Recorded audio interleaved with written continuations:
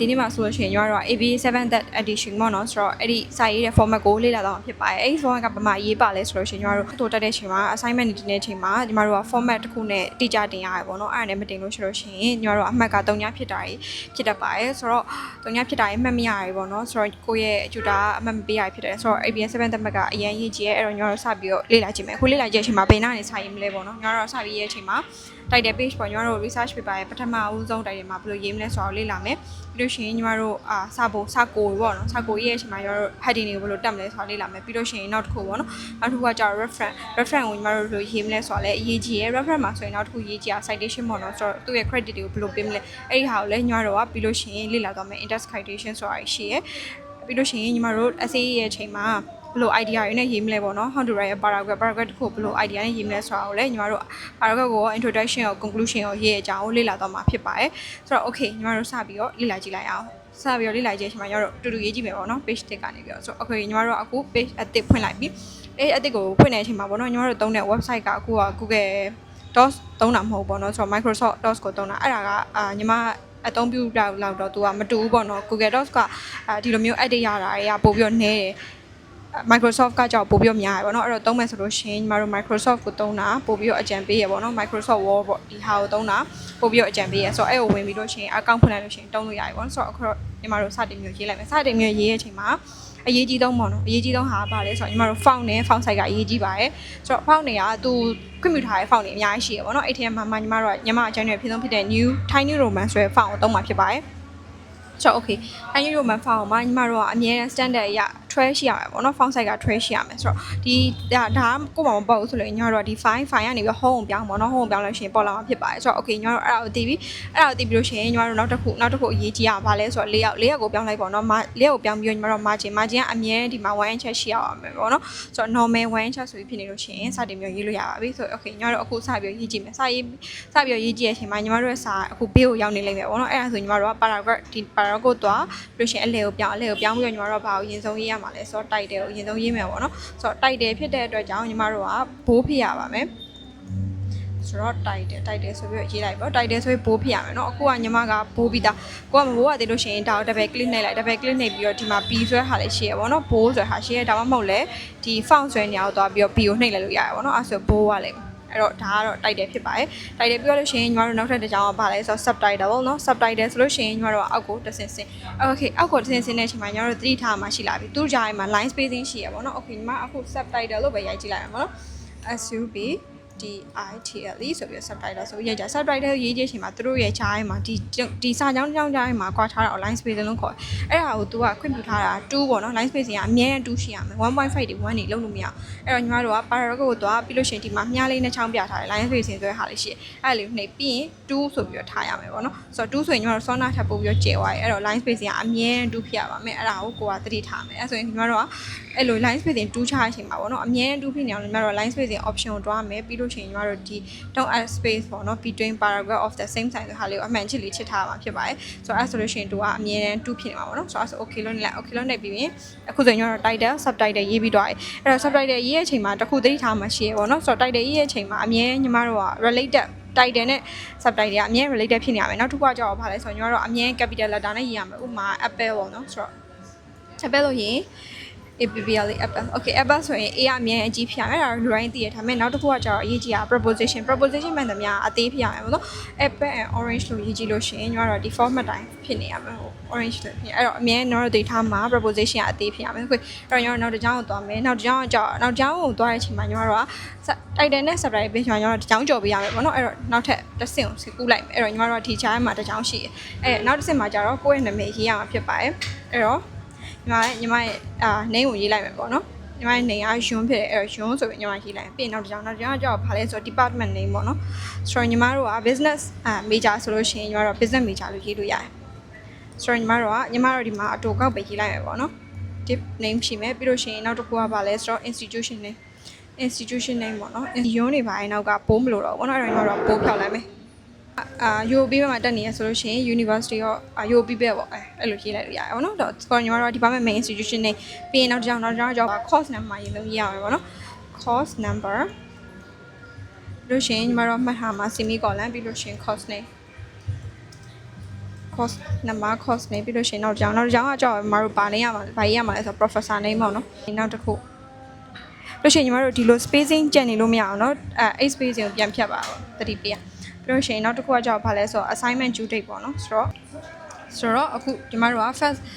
first page မှာရေးရမယ့်ဟာတွေကတော့ပြည့်စုံသွားပြီပေါ့နော်ဆိုတော့ညီမတို့ကဒါကညီမတို့ assignment လုပ်တိုင်း first page မှာဒီလိုမျိုးရေးပေးတင်ပါတယ်ဆိုတော့ဒါက AP format method ရပါပေါ့နော် okay ပြီးသွားလို့ဆိုရင်ညီမတို့ကနောက်တစ် page တစ်ခုသွားမယ်ပေါ့နော်နောက် page တစ်ခုသွားမယ်နောက် page တစ်ခုသွားရှင်မညီမတို့ကဘယ်လိုရေးလို့ရလဲဆိုတော့ insert တော့သွားပြီးလို့ရှိရင် page breaker ဆိုတဲ့ဟာနဲ့လိုက်အဲ့ဆိုရင်သွားနောက်တစ် page ကိုရောက်သွားတယ် okay နောက်တစ် page မှာဆိုလို့ရှိရင်ညီမတို့ကဘာရေးမလဲညီမတို့ကပထမဆုံးညီမတို့စာကိုရေးတော့မယ်ပေါ့စာကိုရေးတော့မယ်ဆိုလို့ရှိရင်ညီမတို့ title လို့ပြန်တက်လိုက်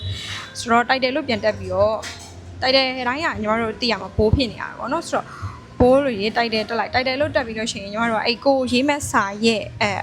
ကိုရဲ့တိုက်တယ်ပေါ့နော်ကိုရဲ့တိုက်တယ်ရဲ့အကျဉ်းချုပ်လေးကိုရေးပြီးလို့ရတယ်ပေါ့နော်ကိုဘာအကြောင်းရေးထားလဲဆိုတာလေးကိုအရင်ဆုံးရေးပြီးလို့ရတယ်အဲ့တော့ညီမတို့ paragraph ကို paste လိုက်မယ်ဆိုတော့ညီမတို့ paragraph ကို paste လိုက်ဆိုတော့ဒီဟာကတော့ဥမာစာဖြစ်တဲ့တော့မဖြစ်ဘူးပေါ့နော်အဓိကညီမတို့သိထားမှာညီမတို့ဘာစာရေးညီမတို့စာကအခုဆိုရင်ဒီမှာ font မတူတော့ဘူးပေါ့နော်အဲ့ဒါကိုပြောချင်တာအဓိက font မတူတော့တဲ့အချိန်မှာကျွန်တော် font အမြဲလော်ရန်ထားရမယ်အဲ့တော့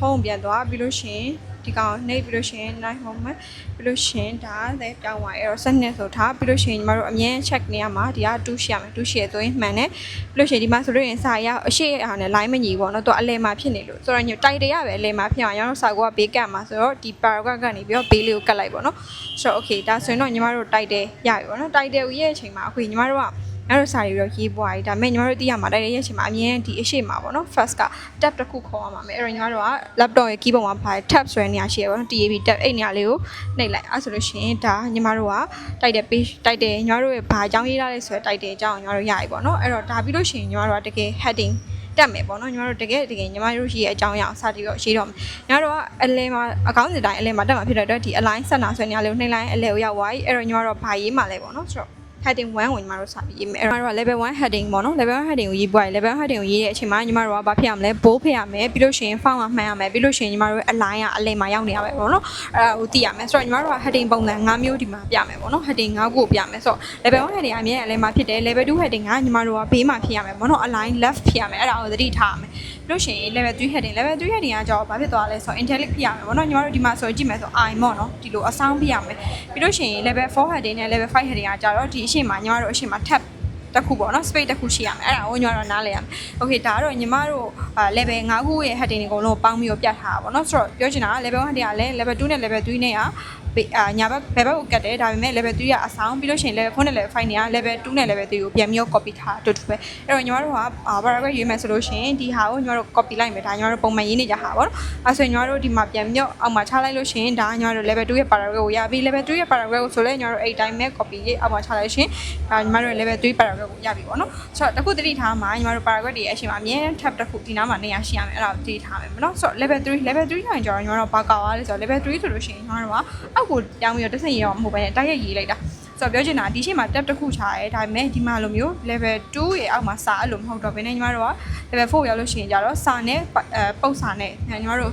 passage နဲ့တစ်ခုတည်းတန်းနေပေါ့နော်ဆိုတော့ level 5ရောက်လို့ရှိရင်လည်းအဲ့တိုင်းပဲညီမတို့ကအဲ့လိုမျိုးရေးရဖြစ်ပါတယ်ဆိုတော့အခုဆိုရင်ညီမတို့က level 5ရစပြီးတော့ level 1ထိပေါ့နော်ဆိုတော့ level 1 level 2 level 3 level 4ဘယ်လိုရေးလဲဆိုတာကိုနားလည်သွားမလို့မျှော်လင့်ပါတယ်reference ရေးပွား website reference ရေးထားတဲ့ညီမတို့ရဲ့ link ကို reference ရဲ့ဘာကိုရေးမှလဲပေါ့နော်ဘာကိုရေးမလဲဆိုရင်ကိုယူထားတဲ့ reference link ကိုချမှာဖြစ်ပါတယ်ဆိုတော့ညီမတို့ reference link ကိုချလိုက်မယ်ထားပြီဆိုရင်ညီမတို့ဒါညီမတို့ရဲ့ reference link ပေါ့နော် reference နေရာကဘာလို့ရမလဲဆိုတော့ citation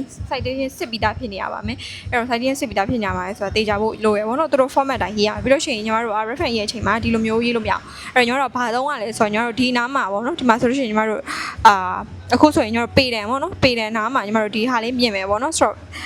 အဲ့ဒါကိုညီမတို့ hanging intern လို့ခေါ်တယ်အဲ့တော့ hanging intern လို့ညီမတို့အောက်က hanging intern ဒီမှာဆိုအပြန်အောင် highlight လေးဖြစ်နေတဲ့နေရာလေးကို hanging intern ဆိုတာနေရာလေးကိုဆွဲပြီးရှင်ညီမတို့ကဒီ 0.5 ပေါ့နော် 0.5 အနောက်ကိုဆုပ်ပေးရမှာဖြစ်ပါတယ်အဲ့ဆိုလို့ရှိရင်သူကပထမ line ကကောင်တွေကပထမ line ကကောင်တွေကကြတော့ဒီအိမ်မဲ့ရှိပြီးအောက် line ကကောင်တွေကကြောအနောက်ကိုဆုပ်သွားတယ်ပေါ့နော်ဆိုတော့ reference လို့ရှိရင် format ကဒီတိုင်းဖြစ်နေရပါမယ်ဆိုတော့ဒါဆိုရှင်အခုဆိုရင်ညီမတို့ကဘာရေးပြီးွားရည်လဲဆိုတော့ညီမတို့ပထမဦးဆုံး first page ကိုညီမတို့ရေးပြီးွားပြီးပြီးလို့ရှိရင်ညီမတို့ first page မှာဆိုလို့ရှိရင်ဘာပါလဲဆိုတော့ title တွေဘာပါလဲဆိုတော့ညီမတို့တိပြီးွားပြီပေါ့နော်ဆိုတော့ညီမချုပ်လိုက်အရင်သိသွားမှာဆိုတော့ okay ဒါဆိုရင်ညီမတို့ title ဖြစ်တယ်ပြီးလို့ရှိရင် ဒါတော့ညီမတို့ heading တွေဘယ်လိုတက်မလဲ heading 1 heading 2 level တွေဘယ်လိုတက်မလဲပြီးလို့ရှိရင်ညီမတို့ page ကိုတစ်ချောင်းချရဲပြီးလို့ရှိရင်ညီမတို့ reference ရေးမှာဖြစ်ပါတယ်ဆိုတော့ဒါကတော့ reference ရေးတဲ့ပုံစံပေါ့နော်အခု reference ရေးပွားရဆိုလို့ရှိရင်ညီမတို့ကဘာရှိလဲဆိုတော့နောက်တစ်ခုကကြောက်ဘာလဲဆိုတော့ APA 7 method မှာတော့မရှိတော့ဘူးဒါပေမဲ့6 method မှာတော့ရှိရဘာလဲဆိုတော့သူက running head ဆိုတာတက်တာပေါ့နော်ဒါကတော့အခုနောက်ပိုင်း optional တော့ဖြစ်သွားပြီဒါပေမဲ့ကိုကတိထားခြင်းလဲဆိုတော့တိထားလို့ရတယ်တက်ရှင်ဆိုတော့တက်လို့ရတယ်ပေါ့ကို professor အရင်ရစ်တယ်ဆိုလို့ရှိရင်တော့တက်လို့ရတယ်ဘာဒီ heading ကိုဘယ်လိုတက်မလဲဆိုလို့ရှိရင်ညီမတို့ကတိုက်တယ် page ကိုတွားပေါ့နော်တိုက်တယ် page ကိုတွားတိုက် page ဆိုရင်ညီမတို့အပေါ်ဆုံးကိုပြန်ပြီးတွားအပေါ်ဆုံးပြန်ပြီးတွားရဆိုရင်ညီမတို့က heading ရောက်သွားတယ် heading ကိုရောက်လို့ရှိလို့ရှိရင်ညီမတို့ကrunning head ဆိုပြီးရေးလို့ရတယ်ပေါ့နော်ဆိုတော့ running head ဆိုရင် semicolon ထည့်ပြီးတော့ညီမတို့ရဲ့တိုက်တယ်ညီမတို့ရဲ့research paper ကဥမာ social media နဲ့ပတ်သက်တာဆိုလို့ရှိရင်ညီမတို့က social media ဆိုပြီးရေးလို့ရတယ်ပေါ့နော်ဆိုတော့ညီမတို့ဒီမှာတိုက်တယ်လို့ပဲရေးလိုက်မယ်ဆိုတော့တိုက်တယ်လို့ရေးလိုက်ပြီးလို့ရှိရင်နောက်တစ်ခုညီမတို့အရေးကြီးရဲ့စာမျက်နှာနံပါတ်တက်ရမယ်ပေါ့နော်နံပါတ်တက်တဲ့အချိန်မှာ font နေရာအတူတူပဲဖြစ်နေရမယ်အဲ့ဒါကိုသတိထားမှာဖြစ်ပါတယ်ခြိုင်တန် X font ကမတူတော့ပြောင်းသွားအခုဆိုရင်ညီမကဒီ font နေရာညီမရဲ့ဒါဒီဟာရဲ့ညီမတို့ insert မှာ home မှာတော့ရွှေရှင် tiny roman နံပါတ်12ဖြစ်နေရမှာနော်ဒီနံပါတ်ကလည်း tiny roman နံပါတ်12ဖြစ်နေရပါမယ်အဲ့တော့ညီမတို့က insert ကိုသွားပြီးလို့ရှိရင်ညီမတို့ဆောနာပြောရဲ home ရဲ့ footer ကိုသွားပြီး page number ကိုသွားလို့ရှိရင်ဒီမှာဆိုရင် right ကဟာကိုရွေးပြီးလို့ရှိရင်နောက်က different first page တွေဟာကိုညီမတို့ရွေးပြီးလို့ရှိရင်ညီမတို့ရဲ့ဟာရတောက်လျှောက်2 y ပေါ့နော်ဆိုတော့1ပြီးလို့ရှိရင်အခုဆိုရင်ညီမတို့ကဘယ်ရောက်သွားလဲဆိုတော့2ပြီးလို့ရှိရင်3ပြီးလို့ရှိရင်4ပေါ့နော်သူကလည်းကောက်သွားမှာဖြစ်ပါတယ်အဲ့ဒါကတော့ညီမတို့အရင်တော့အရေးမကြီးဘူးပေါ့နော်ဒီနံပါတ်တက်တာတော့အရေးကြီးရယ်ဒီဘက်ကဟာအရေးမကြီးဘူးဆိုတော့မတက်ချင်လည်းရတယ် okay ညီမတို့အဲ့ဆို fully format ဖြစ်တဲ့ပုံလေးကိုတစ်ချက်သွားကြည့်မယ်ပေါ့နော်ဆိုတော့ညီမအရင်ရေးတာဟာဆိုတော့ညီမဆိုရင် running head တက်လို့ရတယ်ဒီမှာနံပါတ်တက်လို့ရပြီးလို့ရှိရင်ဒါညီမတို့ရဲ့ဖြစ်တဲ့ format ပေါ့နော်ဆိုတော့ဖြစ်မှာဒီ format လေးကိုညီမပြီးလို့ရှိရင် description မှာ link ချပေးရမယ်ကိုအမြဲပြန်သုံးလို့ရတယ်ပေါ့နော်ကိုပြီးပြန်သုံးလို့ရပါတယ်ဆိုတော့ okay ဒါဆိုရင်ညီမတို့ title page ဒါဆိုရင် abstract ပေါ့နော်ဒီ abstract ကလည်းညီမတို့ဆောနာပြောဆို APA6 format မှာပါ7မှာမပါဘူးဒါပေမဲ့ကို instructor ကလိုချင်တယ်ဆိုရင်ရေးပြီးလို့ရ abstract ကကြောက်ဘာလဲဆိုတော့ကိုဘာရေးထားလဲဆိုရဲအကြောင်းရင်းရဲ့အချင်းချုပ်ကိုပြန်ပြီးရေးပေးထားတာပေါ့နော်ပြောချင်တာဘယ်လိုလဲဆိုတော့ညီမတို့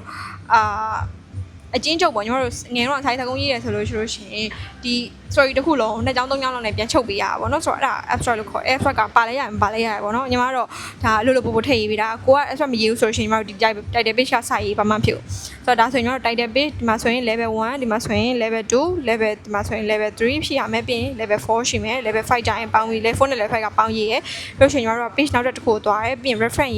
ရေးပြီးလို့ရှိရင်ညီမတို့ကဒီမှာ hanging tag အနေနဲ့ဒီမှာ 0.5 ကိုနောက်ဆိုပြီးရေး okay အဲ့ဆိုရင်တော့ညီမတို့ကအခုဆိုရင် page format ဘယ်လိုရေးလဲဆိုတာသိသွားပြီဖြစ်ပါတယ်ဆိုတော့ okay page format ဘယ်လိုရေးသွားလဲဆိုတော့ညီမတို့က inter citation ပေါ့နော် inter citation ကိုရေးမှာဖြစ်တယ် inter citation ကဘာလဲပေါ့ citation ဆိုတာကြောင့်ဘာလဲဆိုတော့ကိုကတခုခု credit ပေးရပါတော့ဆိုတော့ဥမာဒီစာရေးဆရာဒီခုနှစ်မှာဒီစာကိုရေးခဲ့ပါတယ်ဘယ်နှစ်ခုနှစ်မှာဘယ်လိုရေးခဲ့ပါလဲဆိုတော့ညီမတို့ကအချက်ကြနဲ့ပြန်ပြီးတော့ပြောရတာကိုညီမတို့က inter citation လို့ခေါ်တယ် inter citation လို့ခေါ်တယ်ဆိုတော့အဲ့ inter citation ကိုညီမတို့ကဘယ်နေရာမှာအများဆုံးရေးပါလဲဆိုတော့ reference ပေါ့ဒီ reference မှာညီမတို့က inter citation ကိုတေချာလေးရေးမှရတာပေါ့နော်မလို့ရှိလို့ရှိရင်သူကအမှတ်ရောရပါဖြစ်တယ်အဲ့တော့ inter citation ကိုရေး inter citation ရေးမှာညီမတို့အခြေခံကြအောင်သိထားမှာ3မျိုးပဲရှိရပါတော့ author ရဲ့တဲ့ location အဲ့ဒါအရေးကြီးဆုံးပဲညီမတို့ကဘယ်လိုပုံစံမျိုးပဲရေး author ရဲ့တဲ့ location ရဲ့ကိုညီမတို့ကထည့်ပြီးတော့ရေးရပထမဆုံးကတော့ author ဆိုလို့ရှိရင်ဥပမာညီမတို့ June ဆိုရင်တော့ June ပေါ့နော် date ကကြောင်း2026အတိအကျရေးလို့ရတယ် location ကရန်ကုန်ဆိုရန်ကုန်ထည့်လိုက်ပါတော့ဖြစ်တယ်အဲ့တော့ညီမတို့ကဒီ author နဲ့ date နဲ့ကတော့ညီမတို့ဘယ်လိုရေးရမလဲဆိုတော့ဒီ location ရဲ့အချိန်မှာညီမတို့မှတ်ရမှာဗာလဲဆိုတော့ location ကညီမတို့အမျိုးမျိုးဖြစ်နိုင်တယ်ပေါ့နော်စာအုပ်လည်းဖြစ်နိုင်တယ်သတင်းစာလည်းဖြစ်နိုင်တယ်presentation လည်းဖြစ်နိုင်တယ်အဲ့တော့ညီမတို့စာအုပ်ထဲမှာဆိုရင် page number ရေးလို့ရတယ်ညီမတို့ video ကြည့်ရဆိုရင် minute ကိုရေးလို့ရတယ်ပေါ့နော် presentation ရေးရဆိုရင် slide ကိုရေးလို့ရတယ်အဲ့တော့ညီမတို့က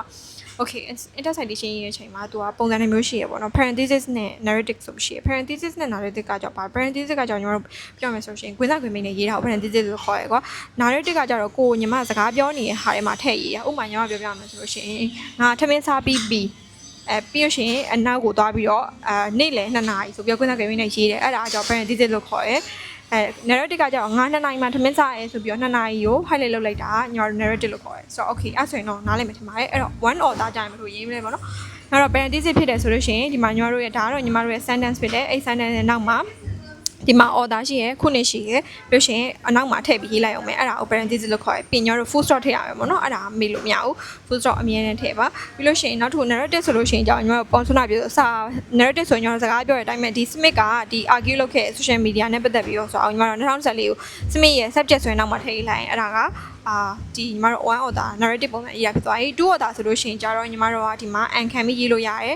်ဒီမှာဆိုလဲညီမတို့က parent narrative မှာဆိုလို့ရှိရင်ညီမတို့ဒီမှာ an ခံပြီးရေးလို့ရတယ်ပေါ့နော်3 order ဆိုလို့ရှိရင်ဘယ်လိုရေးမလဲ3 order ဆိုရှင်ညီမတို့သတိထားမှာ at all ပေါ့နော်ဒီ at all ဆိုတဲ့ဟာကိုသတိထားမယ် at all ဆိုတဲ့အဓိပ္ပာယ်အကြောင်းဘာလဲဆိုတော့ other လို့ပြောချင်တာတော့ဗာလဲဆို at all ဆိုတဲ့အဓိပ္ပာယ်ဒီမှာ an other လို့ပြောရပါဘောเนาะ3ရော်သားဆိုရင်ညီမတို့က3ခုလည်းရေးလို့ရတယ်ပေါ့เนาะအဲ့တော့စာရေးစရာ3ရောင်လုံးကို IP edition 6မှာတော့3ရောင်လုံးရေးရပါเนาะအခု9မှာကျတော့ तू က at all ပဲထည့်လိုက်တော့ပထမဆုံးစာရေးစရာရဲ့လို့ရှိရင်နောက်မှာ at all ရေးပြီး9ရထည့်လိုက်တယ်ပေါ့เนาะဆိုတော့အဲ့ဒါကတော့3ရောင်မော order မှာရေးရပုံစံဖြစ်ပါတယ်အဲ့တော့ညီမတို့ organization ပေါ့နောက်တစ်ခု organization တွေဘယ်လိုရေးမလဲ organization တွေရေးတဲ့အချိန်မှာကျတော့ဒါကညီမတို့Nasdaq stock market ပေါ့နော် stock market ဆိုရယ် organization ဒါကတော့သူ့ရဲ့အရှိကောင်းနာမည်ဖြစ်တယ်ဒါကတော့သူ့ရဲ့အတူကောင်းနာမည်ဖြစ်တယ်ပေါ့နော်ဆိုတော့ညီမတို့အရှိကောင်းနာမည်ကိုခွင်းသားတွေမှာရေးပြီးအတူကောင်းနာမည်ကိုဒီညီမတို့၄တောင်ခွင်းထဲမှာရေးရပြီးခုနှစ်ထဲဆိုတော့ညီမတို့ကပထမဆုံးအချိန် mention တဲ့အချိန်မှာဒီလိုအပြည့်အဝရေးပြီးရမယ်နောက်တစ်ခါ mention တဲ့အချိန်မှာညီမတို့ကဒီတိုင်းလေးပဲဒီခွင်းမဲ့အသုံးပြုပြီးရေးလိုက်လို့ရတယ်မနော်အဲ့ဆိုရင်ညီမတို့အရင်မရှိတော့ဘူးပြောချင်တာသူ့ရဲ့အတူကောင်းရဲ့ခုနှစ်ရပဲထည့်လိုက်လို့ရပထမဆုံးအချိန် mention တဲ့အချိန်မှာဆိုတော့ညီမတို့အရှိကောင်းရေးရမယ်ဒါအောက်ကပုံစံကြတော့ညီမတို့ narrative ရေးတာဖြစ်တယ်ဆိုတော့ညီမတို့အစားကြောင်းနှစ်ကြောင်းရှိရပါတော့အပေါ်ဟာအမြဲ parenthesis အောက်ကရှာကြောအမြဲ narrative ဆိုတာသိထားမယ်ပြီးလို့ရှိရင်တော့တစ်ခုက unknown author ဆိုတာဘာလဲဆိုညီမတို့ကဒီလေး statistics credit ပေးရဲ့အချိန်မှာပေါ့နော်ကိုရေးတဲ့ကိုပြောတဲ့လူတွေရဲ့order ရနာမည်မပါတာရဲ့အချက်အလက်ပေးဆုံးလိုက်ဆိုလို့ရှိရင်ညီမတို့ကဘယ်လိုရေးလို့ရလဲဆိုတော့သူ့ရဲ့ title ပေါ့နော် title နဲ့ပတ်သက်ပြီးတော့ပဲညီမတို့ကထည့်ပြီးတော့ရေးလိုက်ရရတယ်။ဒါပေမဲ့ညီမတို့တိုက်တဲ့ရာသတိထားမယ်ဒီတိုက်တွေကဘာဖြစ်ရမလဲဆိုတော့ intellect ဖြစ်ရမယ်ပေါ့နော်။ဆိုတော့ညီမတို့စာလုံးကပုံမှန်ဆိုရင်ဒီလိုအတက်ဆိုရင်ညီမတို့ကဒါအချက်လက်အပြည့်အဝရှိလို့ရှိရင်အတက်ရေးလို့ရအချက်လက်ပြည့်ဝမရှိရင်ဒီလိုမျိုးစောင်းပြီးရေးလိုက်ပေါ့နော်။ဆိုတော့အဲ့ဒါကတော့အရေးကြီးပါတယ်။အဲ့လိုစောင်းပြီးမေးချင်လို့ရှိရင်ညီမတို့ကဒီမှာခွင်းသားခွင်းပိန်းနဲ့ရေးလို့ရတယ်။ခွင်းသားခွင်းပိန်းနဲ့ရေးလို့ရခွင်းသားခွင်းပိန်းဆိုရင်ညီမတို့ဒီမှာခွင်းသားခွင်းပိန်းအောင်ဖြစ်တယ်ဒီမှာ apostrophe s ပေါ့နော်ဟုတ်ပါဘူးလက်သေးကွင်းပေါ့နော်လက်သေးကွင်းနဲ့ရေးလို့ရတယ်လက်သေးကွင်းနဲ့ထည့်ရေးပေါ့နော်အဲ့ဒါတော့အရေးကြီးရဲ့ကိုကဒီ narrative အနေနဲ့ရေးချင်တယ်ဆိုရင်စာတန်းထဲမှာဘာလို့အောင်မလဲဆိုတော့ဒီမှာစောင့်ပြီးရေးပါ okay အောက်ကဟာညီမတို့အမြင် narrative ပေါ့နော်ဆိုတော့ဒီမှာဆိုရင်မရေးထားလို့လို့ညီမရေးပေးလိုက်မယ်ဒါ narrative ကိုပြောဆိုတော့ဒါ narrative ကိုပြောပါဘောနော် okay no date ဆိုတာကြောင့်ဘာလဲဆိုတော့ညီမတို့ date မသိဘူးညီမတို့ရေးတာရေးရဒါပေမဲ့ညီမတို့ date မသိဘူးဆိုလို့ရှိရင်ဘာလဲဆိုတော့ဘယ်လိုရေးရမှာလဲဆိုတော့ anti လို့ရေးလို့ရတာပေါ့ no date လို့ရေးပေးလိုက် no date ရေးပေးလိုက်ရင်ဒါသူကကိုကဒါဒီလိုတော့ credit ပေးရဒါပေမဲ့ညီမတို့ date မသိရတဲ့ anti လို့ရေးထားရပေါ့ပြောရှင်နောက်တစ်ခုက more than one study at a time ပေါ့ပြောချင်တာအကြောင်းဘာလဲဆိုတော့ညီမတို့ဒီစာကြောင်းဒီကောင်းစဉ်ကြောင်းပဲညီမတို့ရှာရဒါပေမဲ့သူ့ကိုပေးချင်တဲ့ credit က credit အမျိုးစုံရှိရပေါ့နော် size ကလည်းမတူဘူးခုနှစ်တည်းလည်းမတူဘူးဆိုလို့ရှိရင်ညီမတို့ကဘာကိုထည့်ပြီးရေးလို့ရ semi column ပေါ့နော်ဒီ semi column လေးအနောက်မှာဒီဟာလေးကိုထည့်ပြီးတော့ semi column မဟုတ်ဒီအောက်ကနေအကောက်ပါရဟာပေါ့နော်ဆိုတော့အဲ့ဟာကိုညီမတို့ထည့်ပြီးရေးပြလိုက်လို့ရှိလို့ရှိရင်ရရပေါ့နော်ဆိုတော့အဲ့ဆိုလို့ရှိရင်ဒါညီမတို့ say more than one story at a time လို့ပြောပါတယ်ပြီးလို့ရှိရင်ကိုကအဲ့လိုမျိုးဟာကျတော့ parenthesis မှာရေးရပါတော့အနောက်မှာထည့်ဟာ narrative မှာရေးချင်တယ်ဆိုလို့ရှိရင်ညီမတို့ကဒီမှာ comma ထည့်ပြီးရေးပေးုံနဲ့ရပြီ okay ပြီးလို့ရှိရင်နောက်တစ်ခုက difference of having the same citation ဆိုတော့ပြောချင်တာကြောင့်ဘာလဲဆိုတော့ဘာလဲဆိုတော့ညီမတို့ကဘာလဲ different sort ပေါ့နော်သူကဒီလူကပဲပြောတာဒီစီစုဆိုရလူကပဲပြောတာဒီမှာလည်းစီစုရလူကပဲပြောတာခုနှစ်ကလည်းအတူတူပဲဒါပေမဲ့ဘာမတူတာလဲဆိုတော့ပြောရှင်တဲ့အကြောင်းအရာမတူဒါကကြောင့် footprint ချက်အကြောင်းပြောရဒီမှာကြောင့် CVD review ရဲ့အကြောင်းပြောရပေါ့နော်အဲ့တော့သူတို့ကပုံစံမတူတော့ဘူးဆိုရင်ပြောရှင်တဲ့အကြောင်းအရာမတူတော့ဘူးဆိုရင်ညီမတို့ကခွဲပြီးတော့ရေးပေးရမယ်အဲ့ဒါကိုနားလည်ဖို့လိုတယ်ဆိုတော့ခွဲပေးရဲ့အချိန်မှာညီမတို့ပုံမှန်တိုင်းပဲပေါ့နော်ဒါပေမဲ့ခွဲရေးရမှာဆိုတော့သိဖို့လိုတယ်ပြီးတော့နောက်တစ်ခါကျတော့ direct code ဆိုတာကြောင့်ဘာလဲဆိုတော့ဥပမာညီမတို့ video ရေးဖိုင်မှာဖြစ်ပေါ့နော် direct code ဆိုတော့သူပြောတဲ့စကားကိုညီမတို့တိုက်ရိုက်ကူမှာကူပြီးရေးမယ်ဆိုလို့ရှိရင်ညီမတို့ကဒီဟာသူ့ရဲ့စာကိုဒီခွင့်သက်ခွင့်မိတ်ထဲမှာထည့်ပြီးရေးရမယ်ပြီးလို့ရှိရင်သူ့ကိုပေါ့ညီမတို့ credit ပေးမယ်ဆိုညီမတို့ဆောနာပြသူတို့ order ရဲ့ date ရဲ့location ရဲ့ထည့်ပြီးရမယ်ပေါ့နော် parenthesis မှာဆိုဒီတိုင်းရေးလို့ရတယ်ညီမတို့narrative မှာဆိုလို့ရှိရင်ကြောင့်ညီမတို့ကနာမည်နဲ့ခုနှစ်ကိုရှေ့မှာရေးပြီးတော့အချိန်ကိုအနောက်မှာရေးရမယ်ဒါပေမဲ့အရေးကြီးတာ full stop အရှေ့မှာထည့်ပေးရမှာပေါ့နော်ပြီးလို့ရှိရင်နောက်တစ်ခုက blog code ပေါ့ blog code နဲ့ drive code ကတူတူပဲ blog code ကဘာလဲဆိုတော့ over 40 word ပေါ့ညီမတို့ကသူ့ရဲ့ဟာကိုတိုက်ရိုက်ကူးချင်တာအခု40ကျော်သွားလို့ရှိရင်ညီမတို့ကဘာလဲဆိုတော့blog ကိုသုံးလို့ရတယ် blog ကိုသုံးတယ်ဆိုလို့ရှိရင်ညီမတို့ကဒါသူပြောချင်တဲ့စကားရဲ့အကုန်လုံးပေါ့နော်အဲ့စကားလုံးညီမတို့စောနာပြောရဲ hanging ဒီပေါ်ဟာနော်ညီမတို့ဒီမှာဆိုလို့ရှိရင် hanging left hand မဟုတ်ညီမတို့ hanging in time ကိုသုံးပြီးတော့ညီမတို့က 0.5 သက်သာချင်းညီမတို့ရေးရဒီနေရာကနေပြီးတော့ 0.5 ကိုတိုးပြီးတော့လုပ်ပြရမှာပေါ့နော်ဆိုတော့ဒါကတော့ညီမတို့blog ကိုရေးရပုံစံပေါ့ဒါကတော့ blog ကိုဖြစ်ပါတယ်ဆိုတော့ blog ကိုဖြစ်တယ်ပြီးလို့ရှိရင်နောက်တစ်ခုက AI ပေါ့နော် AI ကိုညီမတို့ credit ဘယ်လိုပေးမလဲ AI ကို credit ပေးမယ်ဆိုလို့ရှိရင်ညီမတို့ကဘာလဲဆိုတော့သိရမှာကညီမတို့ prompt ပေါ့နော်ဒါညီမတို့ထည့်လိုက်တဲ့ prompt ဒါ AI ကိုညီမတို့မေးလိုက်တဲ့မေးခွန်းဆိုတော့ညီမတို့ဒါ AI ကိုမေးလိုက်တဲ့မေးခွန်းပြီးလို့ရှိရင် AI ကပြန်ဖြေရဲ့အဖြေပေါ့နော် AI ပြန်ဖြေရဲ့အဖြေဆိုလို့ရှိရင်ညီမတို့ဒီကနေပြီးတော့ AI ပြန်ဖြေရဲ့ပဲထားပါတော့အဲ့ဆိုလို့ရှိရင်ညီမတို့က format ထဲမှာထည့်ပြီးရမယ်ပေါ့ ဒါကတော့ညီမတို့ရဲ့ prompt ကဒီလိုပေးလိုက်တဲ့အချိန်မှာ ChatGPT က generate လုပ်ပါရဲ့ဒီလိုအဖြေကို generate လုပ်ပါရဲ့ပြီးလို့ရှိရင်သူ့ရဲ့ AI အချိန်နဲ့ AI နာမည်နဲ့ပြီးရင်သူ့ရဲ့ခုနှစ်ပေါ့နော်ညီမတို့က AI ကိုအပြည့်စုံcredit ပေးခြင်းဆိုရင်သူ့ရဲ့ company နာမည်ကို OpenAI ဆို OpenAI ChatGPT ဆို OpenAI ပေါ့နော် Gemini ဆိုရင် Google ဖြစ်တယ်ပြီးလို့ရှိရင်သူ့ရဲ့ AI ရဲ့နာမည်ပေါ့နော် AI ရဲ့နာမည်ဒီမှာဆိုရင်ညီမတို့ကဘယ်လိုဖြစ်မလဲ OpenAI ကြီးက2023ကြီးက ChatGPT ဆိုတာသူ့ရဲ့နာမည်ပြီးလို့ရှိရင်သူ့ရဲ့ version မှာ Match 40မှာနောက်ဆုံးထုတ်ထားတဲ့ version ပြီးရင် descriptor က large language model ပေါ့နော်ဒါ AI နဲ့ကဒီ model ပဲရှိရယ် large language model ရှိရယ်ပြီးလို့ရှိရင်သူ့ရဲ့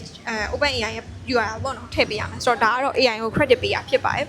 ဆိုတော့ okay ဒီ high format ကိုလည်းညီမအောက်မှာညီမ format တစ်ခုလုံးအောက်မှာပြင်ချပေးရမှာပေါ့နော်ဆိုတော့အဲ့တော့စိတ်ပူကြမလို့ပြီးလို့ရှိရင်ညီမတို့ကနောက်တစ်ခုကကြောင့် how to write a paragraph ပေါ့နော်ဆိုတော့ဒါကတော့ညီမလည်းအင်္ဂလိပ်စာဆရာမမဟုတ်ဘူးပေါ့နော်အဲ့တော့ဒီကတော့ညီမကိုယ်တိုင်စာရေးတဲ့အချိန်မှာအခက်အခဲဖြစ်တဲ့အချိန်မှာငါဘယ်လို format နဲ့ရေးပုံမြန်မလဲဆိုတော့တွေးပြီးတော့ထုတ်ထားတာပေါ့နော်